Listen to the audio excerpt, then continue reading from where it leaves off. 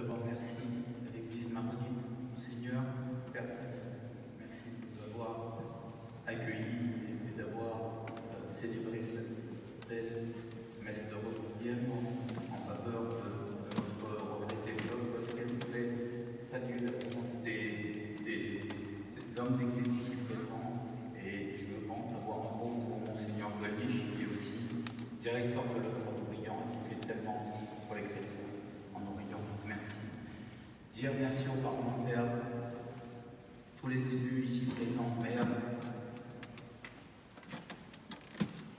conseillers régionaux, conseillers départementaux, élus ici présents qui ont côtoyé Claude et qui aussi sur cette question des chrétiens d'Orient se sont engagés sans aucune faille. Remercier toute l'assistance et puis avoir un mot particulier pour Sœur Marie-Rose. Sœur, vous êtes une des plus belles voix du monde arabe. Cette voix que vous avez portée, le Notre Père en araméen, la langue du Christ, nous a tous, je vous le dis, profondément touchés, profondément émus. Recevez nos remerciements, vous et votre groupe. Recevez nos grands merci et notre reconnaissance. Vous avez toujours été de notre part et nous comptons encore sur vous, Sœur Marie-Rose. Je veux m'adresser à la famille de Claude. C'est un géant qui est parti. Un homme, je ne vais pas parler de ma relation amicale, fraternelle, personnelle avec lui. Il m'a marié avec Samia Badab Karam. Et puis il a accompagné différentes étapes de ma vie personnelle. Je ne vais pas parler de cette partie-là. Je vais me concentrer simplement sur la partie chrétienne d'Orient. Ce que vous avez dit sur les chrétiens en Orient et sur son combat est absolument juste et fondateur. Claude a été le premier en 2013 quand nous avons créé la Credo, le premier à nous rejoindre et à soutenir et à adhérer à notre organisation à l'époque où cette question ne s'était pas imposée dans l'agenda national et international. Claude a posé, et on ne peut pas l'oublier, la première question orale au gouvernement qui a entraîné un changement de doctrine du Quai d'Orsay. À l'époque, le Quai d'Orsay considérait qu'il n'y avait pas de persécution contre les chrétiens. Il y avait parfois, de temps en temps, quelques discriminations. Mais la question des chrétiens d'Orient était pour le Quai d'Orsay une question dépassée, qui appartenait aux reliques de l'histoire de France. Et la question qu'il a posée à l'Assemblée nationale, avec sa voix qui porte, soutenue par l'ensemble des députés, puis ensuite des parlementaires, cette question-là a obligé Laurent Fabius à clarifier la situation. Et je dois reconnaître que Laurent Fabius, sur cette question, a été une correction exemplaire, puisqu'il a toujours manifesté son soutien à cette question essentielle en essayant de la replacer et replacer la diplomatie française dans sa vraie lignée, dans sa vraie trajectoire que d'autres avant moi, et le père Fadi Elmir l'a aussi rappelé, cette histoire qui fait de la France et des chrétiens d'Orient des amis, cette histoire-là, eh bien, Laurent Fabius a su tenter de faire quelques pas dans cette direction-là. Il ne faut pas l'oublier. Et puis très vite, nous avons créé et nous avons poussé, et Laurent Fabius nous a permis de le faire, le groupe d'études sur les chrétiens d'Orient, puisque c'est son courrier au président de l'Assemblée nationale qui a permis à Valérie Pécresse, avec Claude Guascanet et d'autres parlementaires, de créer ce groupe d'études. De la même façon, au Sénat s'est créé un groupe qui a travaillé sur les chrétiens d'Orient. Je me souviens que les premiers au Sénat à s'être mobilisés, ça faisait un attelage qui montre que cette question des chrétiens n'est pas purement une question religieuse, c'était un juif et une musulmane.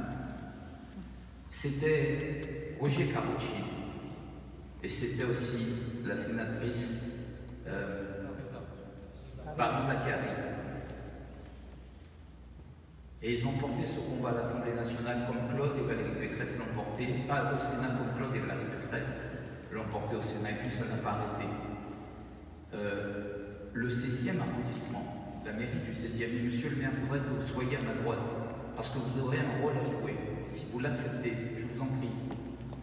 La mairie du 16e a été le poumon de la sensibilisation des Français, le poumon où les combats partaient. Les mairies avec les chrétiens d'Orient, c'est Claude qui l'a lancé, bien sûr on en avait parlé, et bien sûr nous avons totalement approuvé et soutenu cette manifestation puisque nous avons demandé à d'autres maires dans toute la France et nous sommes déplacés de le faire. Mais le premier à l'avoir fait, c'est Claude Boasquet, à la mairie du 16e arrondissement. Et la mairie du 16e arrondissement a été pour tous les chrétiens, ceux de France, ceux d'Orient, ceux qui croyaient en le message de la France, a été une terre d'espoir, un message d'espoir. Et c'est important, monsieur le maire, puisqu'il vous a choisi pour lui succéder, mais s'il vous a choisi, c'est que vous partagez ces valeurs. C'est important, je n'ai aucune inquiétude dessus, c'est important que ce message-là puisse être délivré. Et je vais dire, avant de dire pourquoi il y a des photos, cette photo en particulier que nous avons choisie, je veux dire pourquoi cette question des chrétiens d'Orient est importante. On l'a dit, c'est une question de civilisation, nous sommes héritiers, Gilles, et la civilisation occidentale est l'héritière des premiers chrétiens qui sont nés en Orient et qui ensuite se sont répandus dans le monde. C'est une question de civilisation, c'est aussi une question de paix mondiale, puisque les chrétiens et les musulmans ont toujours vécu en parfaite harmonie dans cette région du monde. Dans cette région du monde, ils ont bâti ensemble les civilisations et les États. On parle de civilisation arabo-musulmane. Le terme est impropre. Les chrétiens ont apporté à cette civilisation-là. Ils ont enrichi cette civilisation. Et leur disparition, eh bien leur disparition laisserait les chiites et les sunnites ensemble, laisserait l'Orient ouvert à tous les vents. Et pourtant, ces chrétiens disparaissent d'Orient. Et ils ne sont pas les seuls à disparaître. Ils étaient 20%, 25% au début du XXe siècle. Ils sont entre 4 et 5% aujourd'hui, 3 à 5% demain.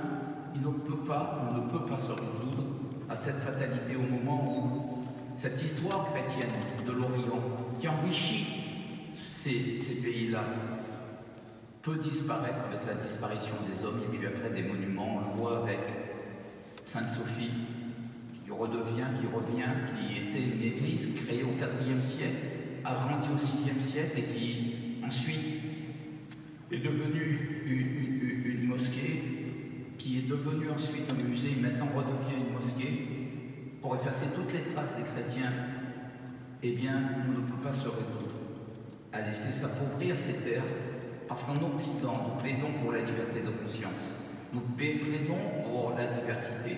Nous plaidons en Occident pour que ceux qui viennent de toutes les origines, qui sont accueillis en Occident, en France et en Europe, eh bien ceux-là trouvent leur place. Ils trouvent leur place avec leur religion.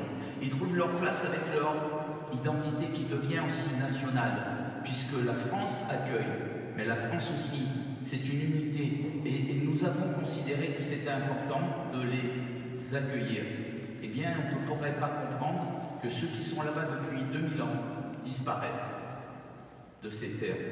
Et j'ai une pensée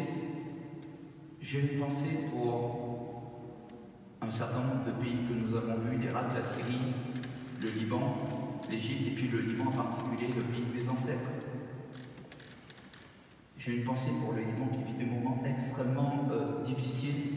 J'espère que ce petit pays ne disparaîtra pas. J'espère que ce petit pays survivra, puisque c'est un message d'espoir, un message d'espérance que ce petit pays délivre au monde, et nous avons une histoire particulière avec ce petit pays. Alors, c'est quoi et quel est le credo de la credo sur les chrétiens d'Orient? Nous considérons qu'il ne s'agit pas simplement d'une question de civilisation, une question religieuse, c'est aussi une question de défense fondamentale des droits de l'homme. La liberté de conscience, la liberté de culte, la liberté de pratiquer sans peur, la liberté de dire qui on est, la liberté aussi de construire des églises et de ne pas être persécuté en raison de sa religion. Ce sont des valeurs fondamentales, ce sont des valeurs que l'ONU devrait défendre, Ce sont des valeurs que la communauté internationale devrait aujourd'hui porter et qui malheureusement aujourd'hui ne sont peut-être pas soutenues comme il le faudrait. Alors, je voudrais dire et rappeler l'image de cette photo. Claude nous a accompagnés à la Credo, puisque nous avons organisé de multiples voyages en Orient, au moment où Daesh venait d'être défait, où les combats continuaient à se dérouler à Mossoul. Il nous a accompagnés en Irak. Il nous a accompagnés à Erbil, mais il a aussi souhaité, et je veux lui rendre cet hommage-là, parce qu'on a parlé de toutes ces qualités, il y en a une qu'il faut citer. Ce courage, certes il était courageux du point de vue politique, mais il était aussi courageux parce qu'il n'avait pas peur pour sa vie. Nous sommes allés à quelques kilomètres du front de Daesh. Et dans cette église que Daesh était sorti quelques jours auparavant, des maisons fumaient encore, et certaines maisons portaient encore des stigmates avec à l'intérieur une espèce de substance dont on ignorait la composition, qui était encore là et qui avait empêché tout retour. Nous sommes dans un village complètement désert, une église détruite. On rentre dans l'église et on voit d'un seul coup surgir une femme. On voit cette femme venir d'on ne sait où, qui vient nous voir. Cette femme qui nous a raconté, alors nous avons des traducteurs, je veux saluer Salman et Chiaco, mais cette femme nous a raconté la tragédie de sa famille, les souffrances, les tortures, l'obligation de fuir ceux qui avaient été persécutés, ceux qui étaient morts, et elle était là. Elle était là dans les ruines de cette église. Elle était là à continuer à honorer les tombes de ses ancêtres. Ces tombes qui avaient 2000 ans. Elle était là, elle allait tous les jours se recueillir sur les tombes de ses ancêtres. Et on lui a dit, mais est-ce que vous voulez repartir avec nous? Elle a refusé, elle voulait mourir. Et je crois malheureusement qu'elle est décédée. Elle est morte il y a 10 jours. Elle est morte il y a 10 jours. Elle a voulu rester sur la terre de ses ancêtres. J'ai vu Claude pleurer. Je ne l'ai jamais vu pleurer avant. C'était la première fois. J'ai vu Claude pleurer en écoutant cette femme qui nous racontait son malheur. Et quand on vit, quand on voit des réfugiés, et on en a vu, quand on écoute tous les drames qu'ils ont vécus, quand on va à la rencontre des Yézidis, des femmes qui ont été violées, enlevées à 12 ans, au nom d'une conception pervertie d'une religion que Daesh dénaturait. Quand on écoute ces hommes, ces enfants devenus des enfants soldats, on a tenté d'endoctriner. Quand on voit ces chrétiens aussi, ces yézidis, ces chrétiens, toutes les minorités nous raconter leur malheur, alors oui, effectivement, quand on se bat sur ces questions des chrétiens d'Orient, on pense chrétiens d'Orient et toutes les minorités en Orient. Et on pense droit de l'homme. Voilà ce que je voulais dire sur Claude, sur notre ami, sur notre frère d'armes, sur Claude qui a porté ses combats avec une force et un entrain extraordinaire. Il nous manque. Mon épouse m'a appelé quand elle a appris sa disparition, elle pleurait.